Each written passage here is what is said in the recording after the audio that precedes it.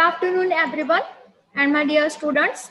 It's my pleasure to be moderator of the two-day workshop on advanced application of remote sensing and GIS in civil engineering. I am Rachna Bajaj from Department of Civil Engineering, Rabindranath Tagore University. I would like to express a very warm welcome to all of you for today's workshop. It's my proud privilege to welcome you all, and to inaugurate this workshop, I would like to invite our coordinator, Dr. Sanjeev Kumar Gupta, Dean, Faculty of Engineering, Rabindranath Tagore University. Over to you, sir. Thank you, madam. Thank you, and good afternoon to all.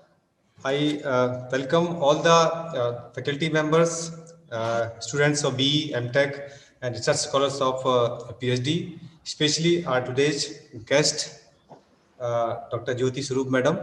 And we are very thankful to Jyoti madam that she has spared this time for us. And thank you. Today, madam is for first session, and tomorrow Prabodh Dubey sir will explain about the advanced applications of remote sensing and GIS in the civil engineering. So once again, I welcome to all. Today, it's a session of 1.5 hour, and all the questions may be taken in the last by the Rachna madam, and she will moderate today. Thank you. Thank you, Rachna. Okay, sir. Thank you. Now, I would like to invite our head of the department, civil engineering, Mr. Kapil Soni, to deliver the opening remark.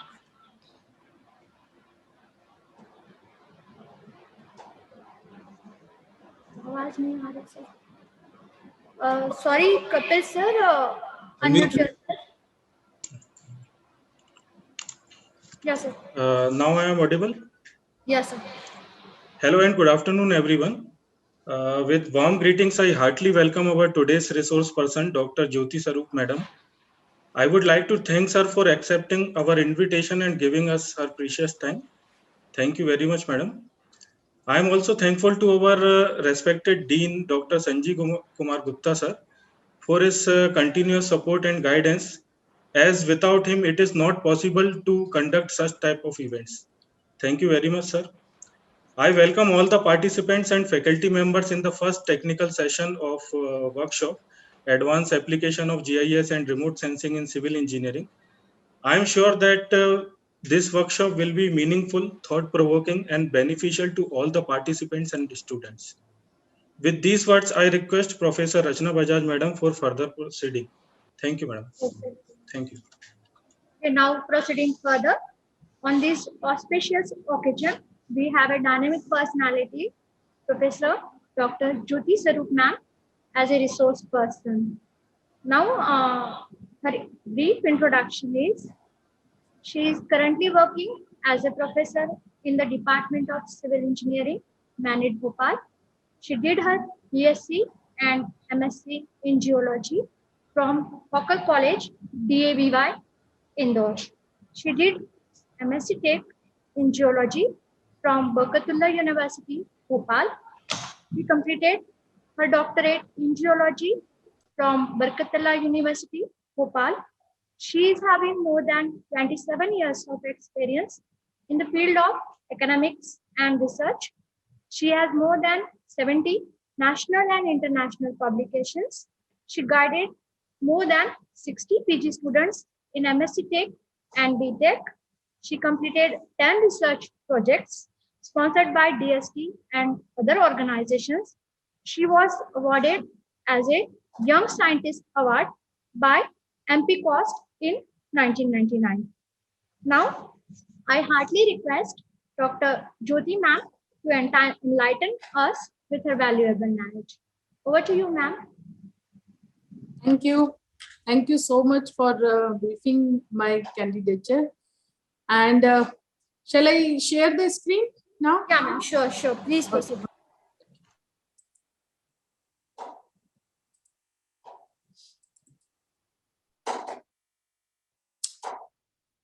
So I am going to cover, is it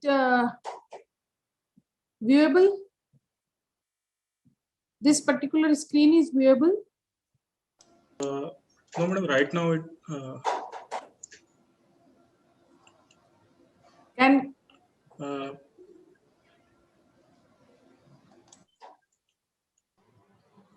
so Ma'am, no, your actually, screen is your not screen is visible, not. ma'am. Please share the screen. It is not visible.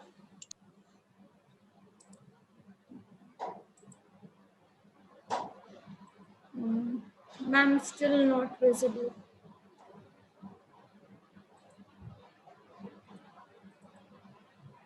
now. Yeah, ma'am, sure. Please proceed. So, as the workshop is on the remote sensing and GIS applications or advanced applications of remote sensing and GIS in civil engineering. So, this particular lecture is based on the remote sensing and GIS technology, and this particular slides will be taking you to the concepts and how GIS and remote sensing is helpful in the application part. So basics of remote sensing and GIS I am going to cover on uh, uh, following topics, like we have geospatial technology, we have the different stages of data acquisition, then how the remote sensing is helpful in the analysis and manipulation part of the geographic information system, and then how we can use this information for taking any solution or for any database creation. So this much portion I am going to cover in my successive slides. So we talk, when we as civil engineer, we talk about the different activities which occur over the surface, and we use, being civil engineer, we use those particular resources for development aspect. So to better understand and to know the information which are actually changing with time, so this particular technology is helpful. Like we want to know the changes which have been occurring and occurred past 20 years or 10 years. So those feedbacks we can actually get from remote sensing data. And from the decades, the enhancement and advancement in the technology have been occurring. Like when today we talk about the drone. So drone is the very first hand information which actually can be gathered about the terrain, and that can be used for different planning purposes or different. So let us start with the concept, and then we'll go into that detail. So Ma'am, sorry to disturb. Ma'am, will it is possible to enlarge or fit to screen your slide full view? Then it's better. Very well. Thank you. So we can actually understand the Earth's information or the surface information, and we can manage, we can communicate, and we can actually implement it in a manner for measuring, for monitoring, and for modeling, for mapping, and for planning, and for decision making management system. Like suppose being civil engineer, we have we require different information about the surface, and that can be used for different purposes. So like for dam construction, or for road alignment, or for tunnel making, or for building construction or residential area. So there are certain databases which are required, and which can be actually extracted from such kind of technology. So these applications actually, moreover, like out of all these, we can actually focus on the infrastructure development, or for mapping purposes. So this particular geospatial technology, or you can say the remote sensing and GIS technology, become very helpful and innovative. So when we talk of the remote sensing, then it is divided into two major classes. Like one is the passive, where the sun is the major source of energy, and in the active means the source and the receiver and the transmitter both are same. So whenever the object is transmitting its energy and is receiving it back, so those kind of remote sensing are available. In advanced stages, when we talk about the LiDAR, radar, and this drone kind of technology, in which very much this particular active remote sensing is being used, where when the sun is not there and we are using that technology, then this kind of remote sensing technology we are using. So what it is actually an information about the object from a distance without being in physical contact with the object. So we are not actually going, suppose being civil engineer, we all are aware about the surveying. So survey, what it does, survey is nothing but a method of collecting the information about the ground. So we are actually replacing this process by the photograph or by the images which have been acquired, and then we are actually measuring certain dimensions, we are measuring and we are extracting the information. So this means that we are not going actually into the field, but we are acquiring the information, we are extracting the information. And definitely it requires the electromagnetic energy, that is in terms of the light, heat.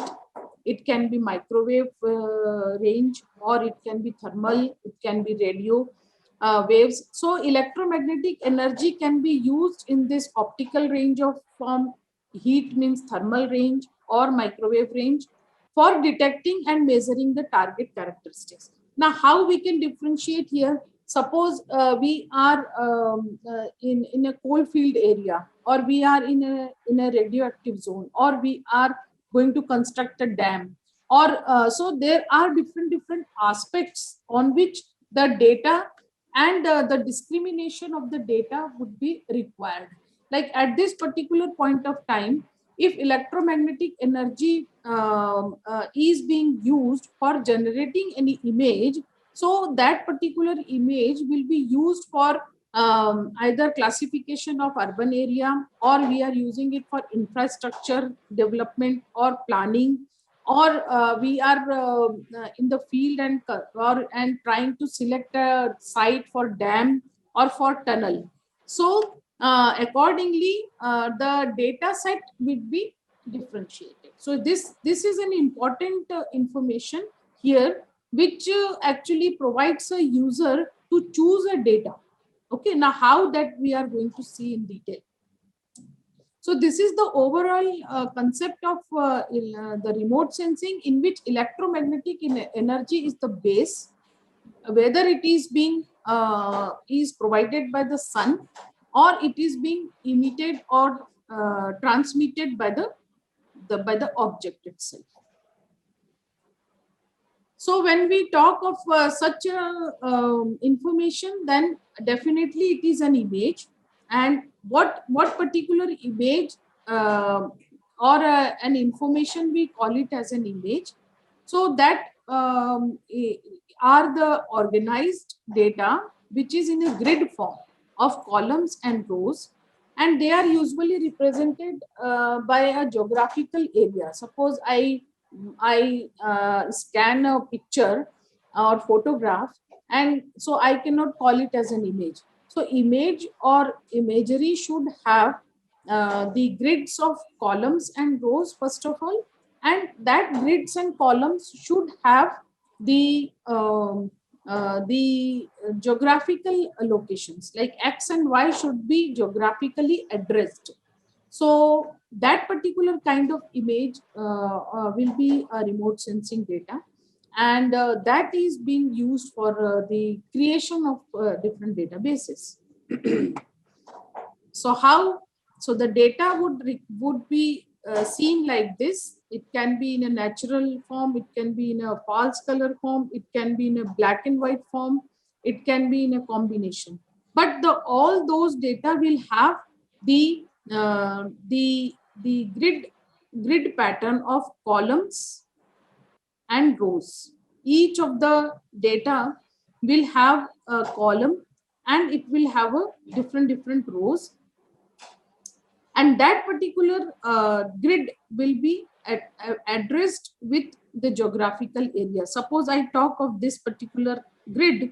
So this particular grid will have X coordinate and Y coordinate, and this will be addressed by the latitude and the longitude of this geographical area. Suppose this is the area of this imagery. So this has a geographically addressed, and whatever we are seeing here as bright color or blue color or purple color, so all those information have been recorded by the sensors, which is in the form of electromagnetic energy. Suppose this is a brighter area, this is a darker grid cell.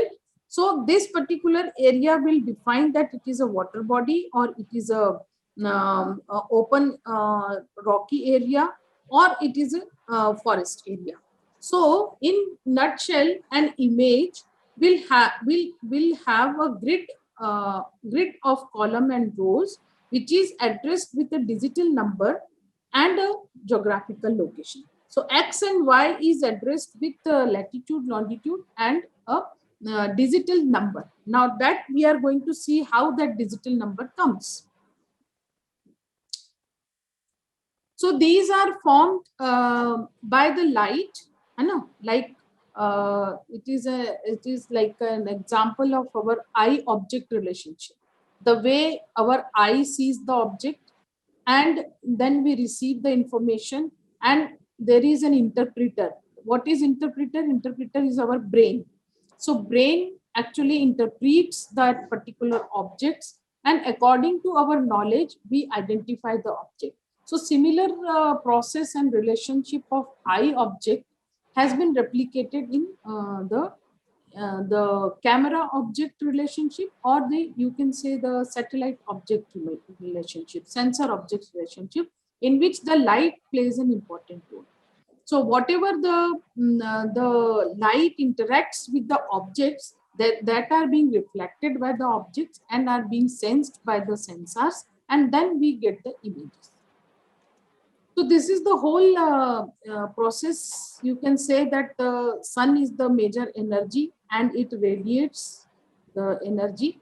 It propagates the radiation in the form of wave, that is the electromagnetic wave, and it reaches to the Earth's surface features. Here you are seeing that the glaciers are there, mountains are there, then planar areas are there, then water body is there. So all these radiations get interacted with the different objects. They are being reflected back in the atmosphere, and we have a satellites and aircrafts in the space, and those energies are being recorded by the sensors, and then they, after recording, so these particular sensors or satellites have the charged coupled devices. You are able to see here some kind of blocked designs. So these are nothing but the arrays of charged coupled devices which are mounted in the satellite. And according to the electrical and magnetic property of each of the object which it sends, so this is nothing but the unique behavior or unique reflectance of the objects from the ground. Suppose there is a water body, so water body will have a unique property of the amount of reflectivity to be reflected and sent back to the atmosphere. Similarly, the glaciers or the ice, they will have unique property to reflect the amount of energy. So all those energies are being segregated and recorded by the detectors. Now after this, they transmit it. So we have a receiving station at Shadnagar in India.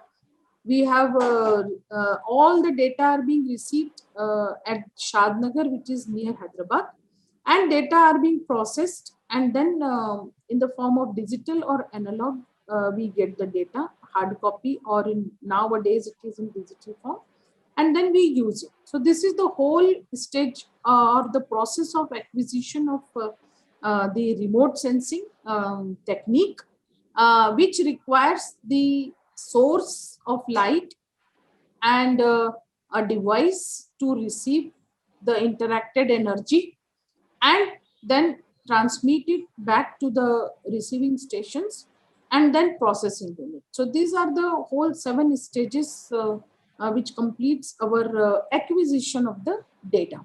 Okay. So this is how the whole process is done. Now, why we want remote sensing? Like we have classical methods and classical conventional methods to acquire the data and to collect the information manually, and we have so many instruments. Then why this is important and essential? Just for that it has an efficient means of collecting the information, like it has a visibility, an efficient means of collecting information, like we can collect the data time to time. We can acquire the data with different seasons or with different time, and we can actually then analyze it. Visibility, like whatever we can't see, like our eyes cannot see, beyond that capability our images can give us the information. So it has expanded our visibility from visible part of electromagnetic spectrum to the infrared, microwave. Even we can see the images in microwave portion. So what our eyes cannot see, we can actually see. So this is what it has enhanced the visibility of the information. Then synoptic view, like we can actually see the like we are clicking the camera and we can have the view. So similarly, at a glance, how much area we can see, that can be seen. And we have a repeativity, like suppose January 1st data is there, then February 1st again we can gather, March 1st we can gather. So there is a repeativity of the information and images that is helpful in finding out the changes and in finding out the areas where the events have occurred, like pre-earthquake, post-earthquake. Now the Himachal, this thing has occurred. So what was before and what was after, so that having the repeativity of the data, we can actually analyze. Then we have a multi-resolution. Multi-resolution means the thing which we want to see in detail, like on 1 meter by 1 meter resolution, or we want to see on a small resolution like 23 meter by 23 meter. So that facility is available. So we have a different sensors which provide us the information on different resolution and different scale.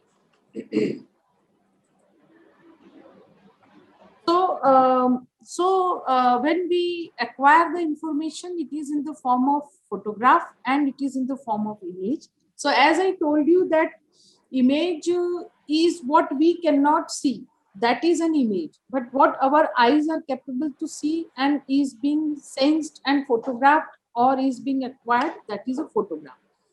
So 0.4 to 0.7 is a very small slit on the electromagnetic spectrum, which actually has got the optical, you can say the optical range of electromagnetic spectrum, in which we can actually see, and our other information can also be seen. That is nothing but a photograph. And image, like we have a wavelength which is not being able to viewed by our eyes, and we have a different devices that actually provide us the information. So it can be a photograph and it can be an image like this. So you can here you are able to see that some Bhopal area is there, and we can actually have the image in this form and we can crop that area. We are able to see different objects and in a form of different shape and different pattern, and different sizes. So this kind of information is known as the imagery. Then this, what I was talking here about the grid. So each particular grid is addressed with certain numbers, and these numbers are nothing but the digital numbers. Suppose here this particular dark pixel is seen, so the dark pixel has 0 value, but here you are seeing a bright pixel which is having 221. So based on the numbers, our picture will be viewed like this. So we will have a black, means black and white information, and along with that we have a different shapes and sizes. So each of the information on the photograph will be represented by a pixel, which is nothing but the picture element, and this picture element will have a digital number and the X and Y. So here you are able to see that this is the small area, and this small area has this much pixels: 1 2 3 4 5 6, 1 2 3 4 5 6. So 6 by 6 kernel is there, and small, this particular area out of the whole photograph has this much number of digital numbers. So whenever the energy which is being reflected, if it is not being reflected or minimum amount of energy is reflected from that particular point, then the value will be 0 or it will be dark. If the amount of energy which is reflected is higher or more, then the area will be brighter and it will be having a larger number. So that particular small size is the resolution. Like beyond this, agar iske andar, suppose there is an object which is 0.5 meter by 0.5 meter, and the value of this pixel is 5 meter by 5 meter, then it will not resolve that particular object. So this is the minimum resolving capability of a particular sensor, which is represented by the spatial resolution. So each of the imagery or photograph will have its fixed resolution, its size, and the scale. So whenever in civil engineering terms, whenever we have the maps to be created, so there should be a relationship of the resolution and of the scale. Okay. So it is not like that we are using 1 meter by 1 meter resolution and your scale is somewhat like 50,000. So whenever high resolution data are being used for some mapping or for creating cartographic maps or for generating any database, then a relevance of the scale and resolution should be there. So here it is written at the ratio of the distances on an image or map to the actual ground distance is referred to as the scale. So there should be a spatial resolution and there should be a relevance between these two ratios of the maps. So we have 4 kinds of remote sensor resolution. So whenever we see the satellite data or whenever we are using any kind of photograph or imagery, so some image characters are to be looked into. Image characteristics will have resolution. Image characteristics will have scale. Image characteristics will have the pixel size. So these are the 3 important things which a particular analyze, or you can say that whenever we are using a remote sensing data, then we should be aware of like what data we are using, or what is the resolution, what is the scale, and what is its picture element. So we have a 4 type of resolutions. Like very first is what we talked about, like 10 meter by 10 meter. So it is its minimum resolving. Beyond 10 meter, it cannot resolve. Whatever is there within 10 meter, it cannot be resolved. by that particular sensor. So it is its minimum resolving capability. What is that? Is the spatial resolution. Then we have a spectral resolution, which is also associated with the image characteristic, and that is the electromagnetic energy in the form of blue band, green band, or red band, or near infrared. So these are all the electromagnetic energies which are specified with their wavelengths and frequencies. And with the advancement, we have hyperspectral remote sensing. We have a microwave remote sensing, apart from the multispectral and panchromatic. So this particular spectral resolution has been enhanced nowadays in applications. Like suppose being civil engineer, I want to know that the building is constituted with which particular material. So we will go for the hyperspectral remote sensing. Suppose a road is being constructed, and what is the content of that road material, whether it is cemented or it is of coal tar. So that kind of classification we can make out by using the hyperspectral data. Okay. So this kind of spectral resolution can be enhanced. Here we are seeing that 4 kinds of bands. So we can actually split them into further narrowing slits. Just say, suppose I have a pair of eyes and I can't see beyond 10 meters. So I will put the glass. So glass, what it will do, specs will enhance my resolving capability. So similarly, if a blue is there, and within that blue, if I further narrow it to 4 more channels, then it will be giving us the high or the advancement in the spectral resolvability. Then the third kind of resolution is the temporal resolution, in which suppose here it is written as 10 January, 10 February. So we can have the data at different intervals, and that will be useful for further analysis.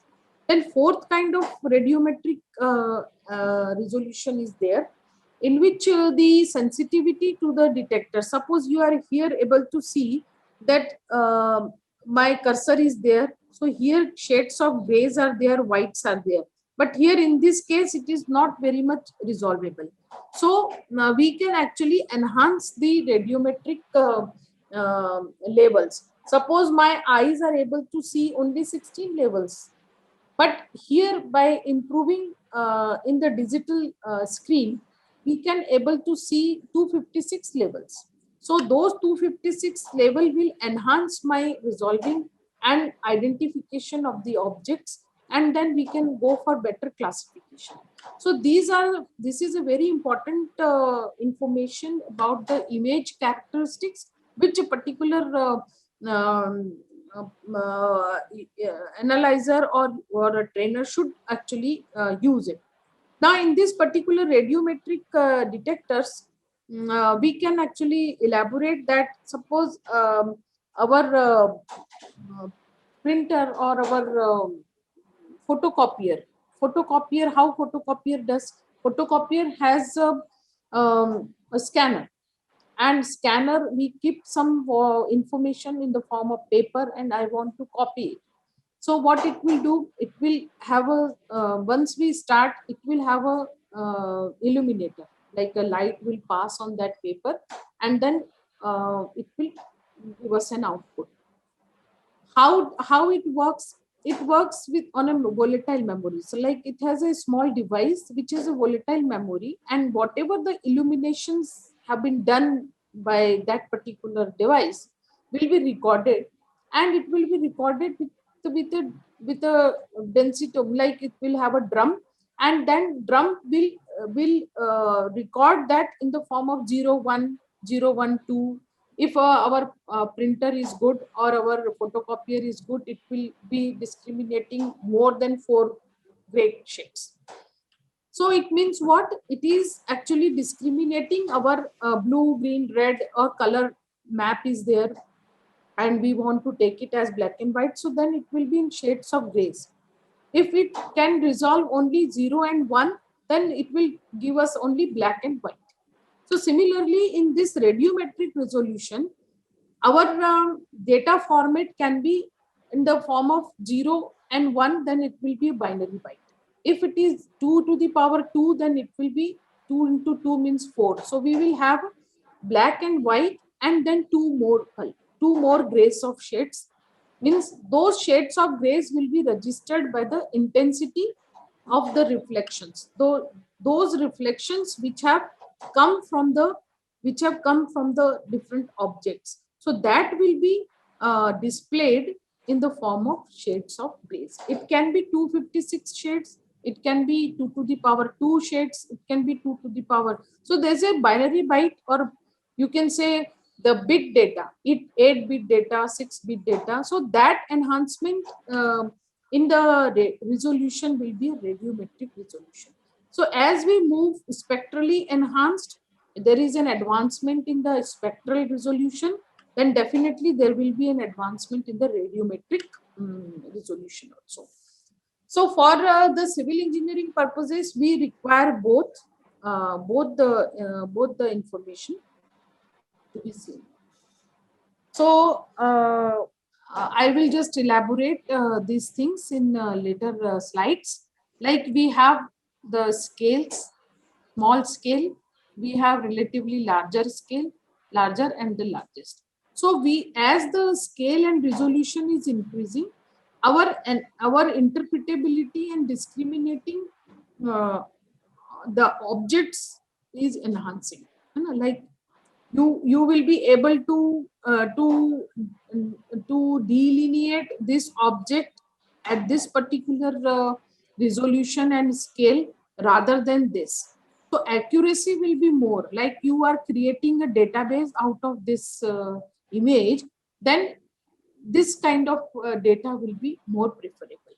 So whenever we want accuracy and the creation of data, then we have to see the relationship of the scale and resolution.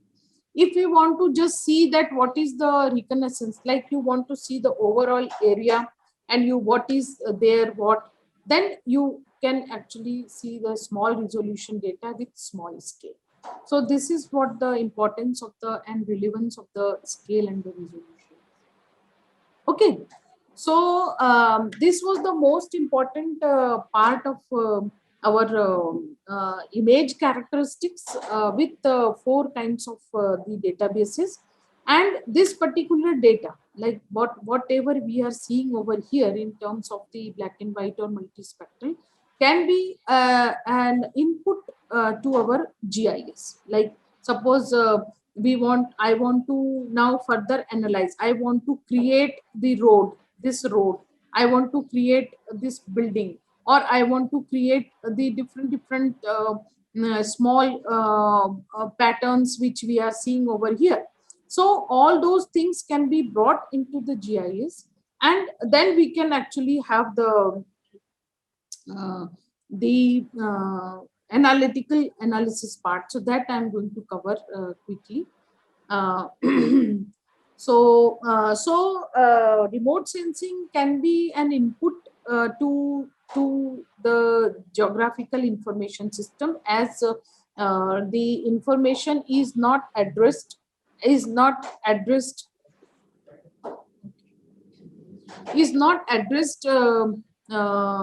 the geographical location. So first we need to give the latitude and longitude to that particular grid cell, and then we can actually go for analysis.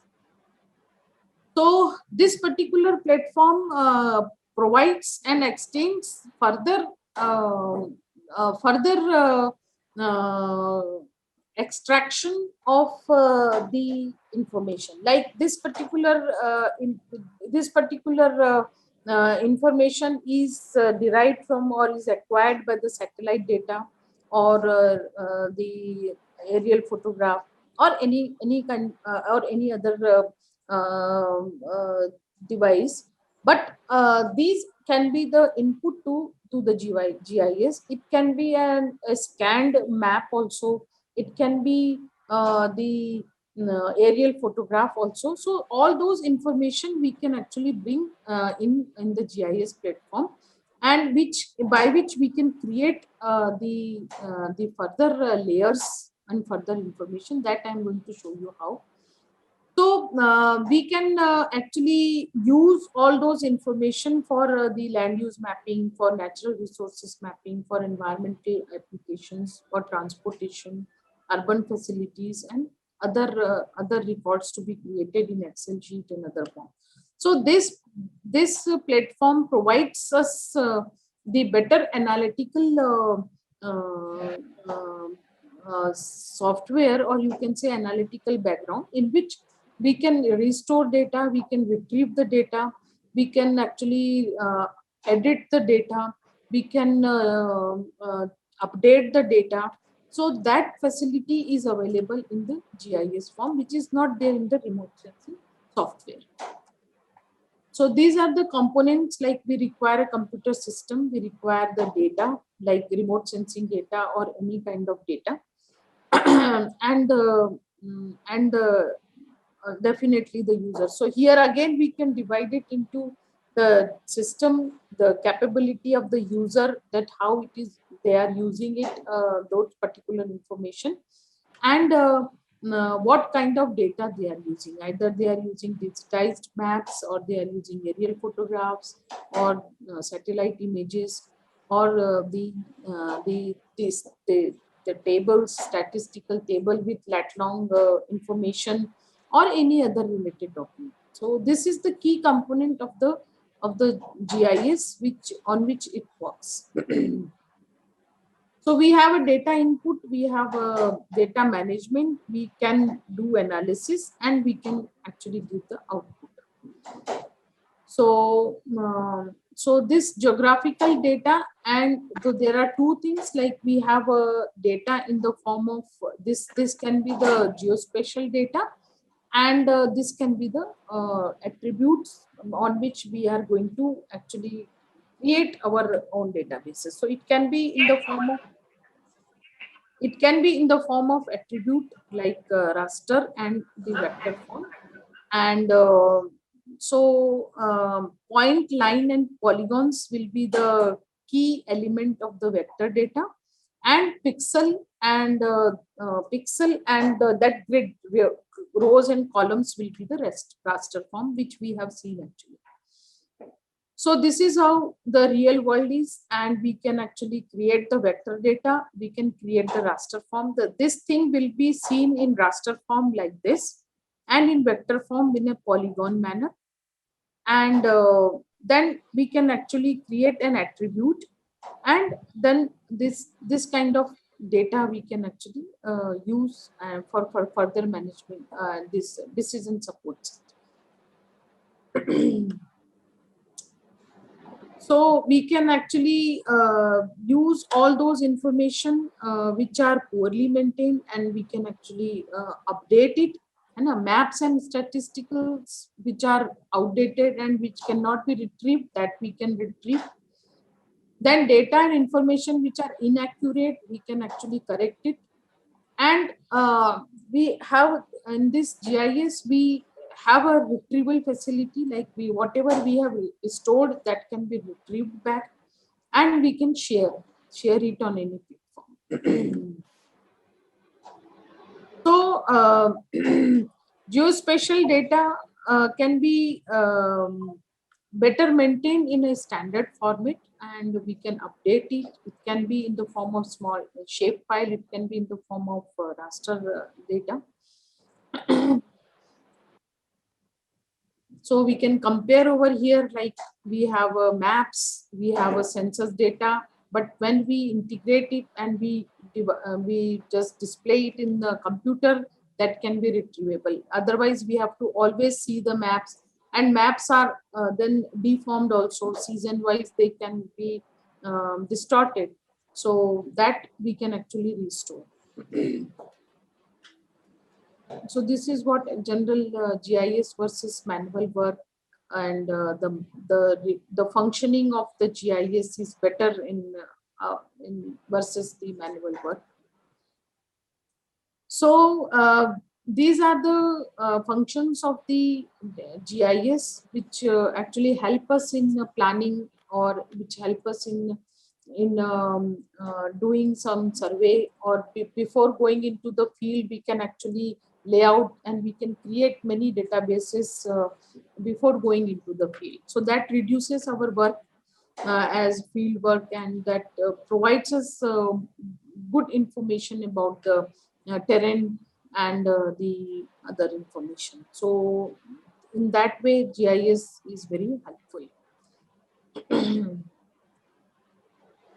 So we can actually relate it with the cartography, remote sensing, photography, surveying, and geodesy. And in civil engineering, urban planning also, we can actually integrate both the things, and then we can use those information. So I will quickly show you on what basis. So suppose we have a boundary in which we have to work actually we have to execute our project. So in that case, we can actually save this particular information in polygon form, and we can create the other information. Suppose this is a drainage map, and we want to create the drainage map and save it. So it can be saved in the form of line, and we can overlay it also. Then if we want to locate wells or some other information, point locations, then that can also be actually stored in a spatial attribute, and we can overlay it onto the image. So this is what actually the GIS and the input of the satellite data and the creation of the data is done. So this information actually we can, before going into the field or where we are having some project, that information can be actually generated. So each of the point, line, and polygon will be addressed with a certain file ID, and we can measure the area, we can assign, and we can actually give each of the particular polygon into their characteristics. So wherever we click on this, it will take you to that particular polygon. So querying can be done, some analysis part, it will be helpful. So each of the points, suppose I have this point, and this point is having the known information of latitude and longitude. So we can actually provide to this particular point this one, and then the whole image will be georeferenced. And according to this latitude and longitude, we can create the layers. So this is the first layer which you are seeing, half-meter aerial photograph. And for buildings, for sidewalks, and for other information, we can create layer by layer. But that would require a projection, that would require a coordinate system to actually locate it to its original geographical location of that particular ground. So we have to give this particular information in the software, and accordingly it will be oriented, and then we can actually vectorize the sidewalks, we can vectorize the buildings as the third layer, and we can vectorize the main streets.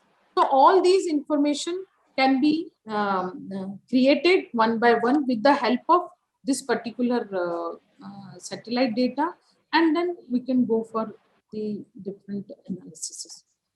So that may be helpful for planning and for other purposes. There is another scanned raster map and the satellite images which can also be input to the data, and by registration and vectorization we can actually create the numbers and areas, and we can actually make attributes with geocodes.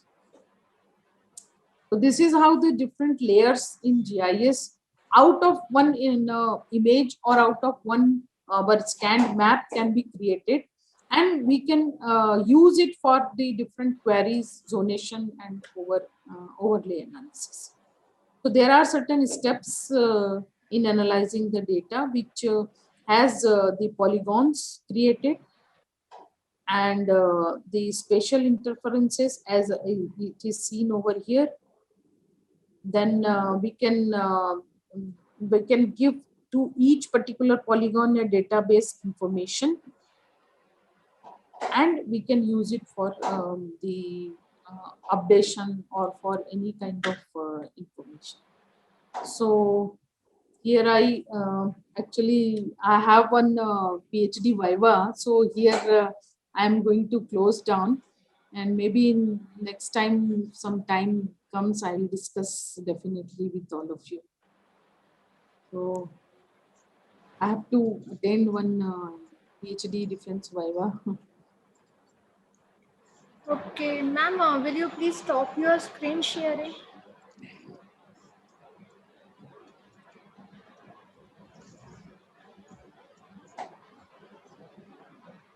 Ma'am, please stop your screen sharing. It's yet not stopped. Okay, okay. Thank you so much, ma'am, for your valuable time. It helps us to create accurate ideas. Sir, I told the students that the questions will be in the chat box. Most of the questions are answered by madam during the session. One question is asked. Can I ask, ma'am? Yeah. What is digital mapping and what are its advantages over ordinary mapping? So digital mapping is like when the information is converted into the point, line, and polygon. So whenever a particular information is extracted in the, suppose an area is there. So area is being extracted by a polygon. It will be registered as digital in a digital manner, and digital form has got two formats. One is the vectorized and other is the rasterized. So whenever the information is being extracted in a digital map form by vector form, then it will be in the form of the digital map. So one is the vector form and another is the digital form.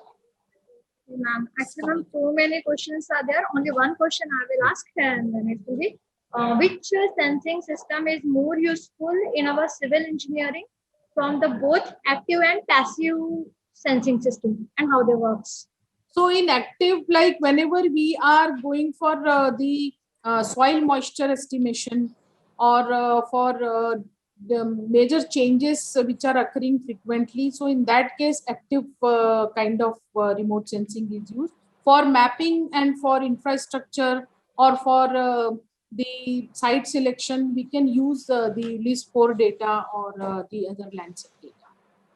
Okay, okay. Thank you, ma'am. Students are satisfied from the answers. Okay. Now, I would like to hand over the session to our co-convener, Mr. Narendra Dudhe, for the vote of thanks. Narendra sir, over to you. Thank you, ma'am. Thank you, ma'am. Good afternoon, everyone. It's an honor to have been asked for vote of thanks. Myself, Narendra, on the occasion of this workshop. On behalf of Ravindranath Tagore University, I would like to thank our expert speaker, Professor Dr. Jyoti Sarup Madam, for taking out time from their busy schedule and enlighten us with their knowledge. I would also like to thank you, ma'am. I would also like to thank our Honorable Chancellor Sir, Shri Santosh Chobe Sir, and Dean Sir, Dr. Sanjeev Gupta Sir, for giving permission to organize such a good event, webinar. I want to thank all the faculties who worked hard to make this event successful, and also thank to all the students for participating and showing attention and interest in this expert lecture. I would end up my speech here. Thank you. Thank you, everyone.